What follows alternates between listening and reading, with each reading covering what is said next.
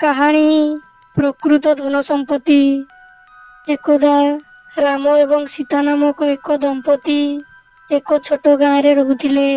ସେମାନଙ୍କର ଅର୍ଜୁନ ନାମକ ଏକ ପୁଅ ଥିଲା, ଯିଏ ରିୟା ନାମକ ଜଣେ ଝିଅକୁ ବିବାହ କରିଥିଲା। ରାମ ଏବଂ ସୀତା କଠିନ ପରିଶ୍ରମ କରି ବୃଦ୍ଧାବସ୍ଥା ପାଇଁ ଟଙ୍କା ସଞ୍ଚୟ କରିଥିଲେ।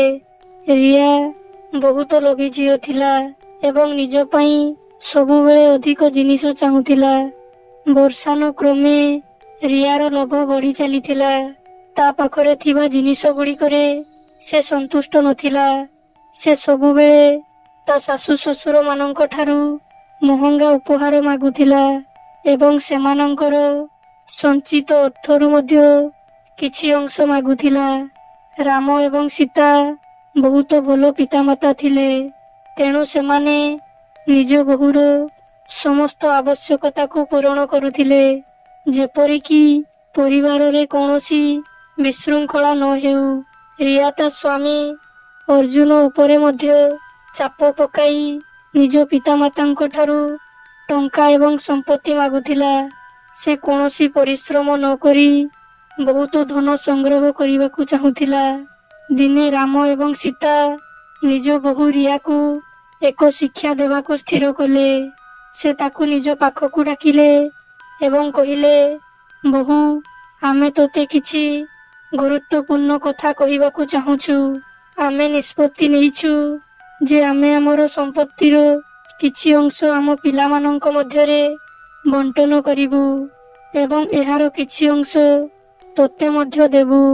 ଏହା ଶୁଣି ରିୟା ବହୁତ ଖୁସି ହେଲା, କାରଣ ସେ ସର୍ବଦା ଏହା ହିଁ ଚାହୁଁଥିଲା। କିନ୍ତୁ ରାମ ଏବଂ ସୀତାଙ୍କ ମନରେ ଆଉ କିଛି ଚାଲିଥିଲା।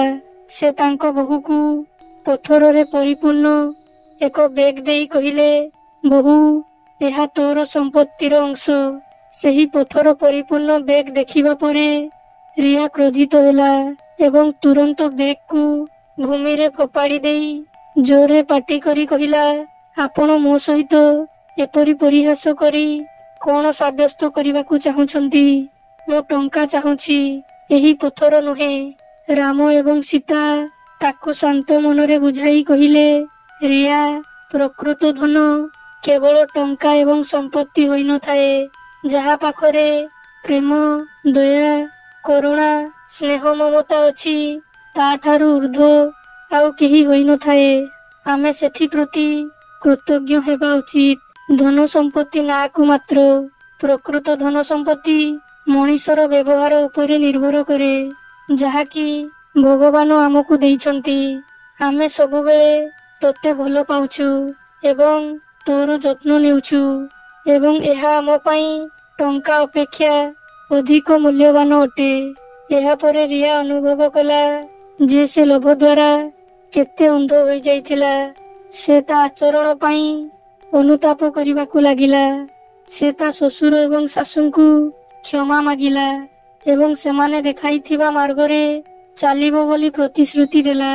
ସେହି ଦିନଠାରୁ ତା ଭିତରେ ଏକ ପରିବର୍ତ୍ତନ ଆସିଲା ଏବଂ ସେ ଜଣେ ଭଲ ବୋହୂ ହେଲା, ଘରର ଭଲ ଝିଅଟେ ହେଲା।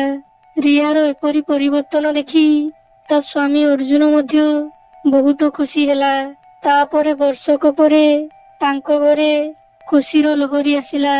ରିୟା ଗୋଟେ କୁନି ଝିଅକୁ ଜନ୍ମ ଦେଲା। ଶାଶୁ ଶ୍ୱଶୁର ମଧ୍ୟ ବହୁତ ଖୁସି ହେଲେ କି ଘରକୁ ଲକ୍ଷ୍ମୀଟେ ଆସିଲା। ଅର୍ଜୁନ ମଧ୍ୟ ବାପା ହେବା ଖୁସିରେ ସମଗ୍ର ଗାଁରେ ମିଠା ବାଣ୍ଟିଲା। ଶିକ୍ଷା, ପ୍ରକୃତ ଧନ ସମ୍ପତ୍ତି ଟଙ୍କା ପଇସା ହୋଇନଥାଏ। ଟଙ୍କା ଦେଇ ସମ୍ପତ୍ତି କିଣି ହୋଇଥାଏ ସତ, କିନ୍ତୁ ଟଙ୍କା ଦେଇ ଶାନ୍ତି କିଣି ହୁଏ ନା। ମଣିଷ ବଞ୍ଚିଥିବା ବେଳେ ଟଙ୍କା ପଇସା, ଧନ ସମ୍ପତ୍ତି ପଛରେ ଗୋଡ଼େଇ ହୁଏ, କିନ୍ତୁ ପ୍ରକୃତ ସତ୍ୟ, ଦୁନିଆକୁ ଯେପରି ଆସିଛ ସେପରି ଯିବ।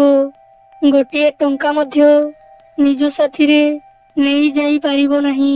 ସେଥିପାଇଁ ଯେତେ ଦିନ ପାଇଁ ଏହି ଦୁନିଆକୁ ଆସିଛ, ଶାନ୍ତିରେ ବଞ୍ଚିବାକୁ ଚେଷ୍ଟା କର ଏବଂ ତା ସହିତ ଭଲ କର୍ମ କର, କାରଣ କେବଳ ଗୋଟିଏ ଜିନିଷ ହିଁ ମରିଲା ପରେ ନିଜ ସାଥିରେ ଯାଇଥାଏ, ତାହା ହେଉଛି କର୍ମ। କାହାଣୀଟି ଭଲ ଲାଗିଥିଲେ ସମସ୍ତଙ୍କୁ ସେୟାର କରନ୍ତୁ।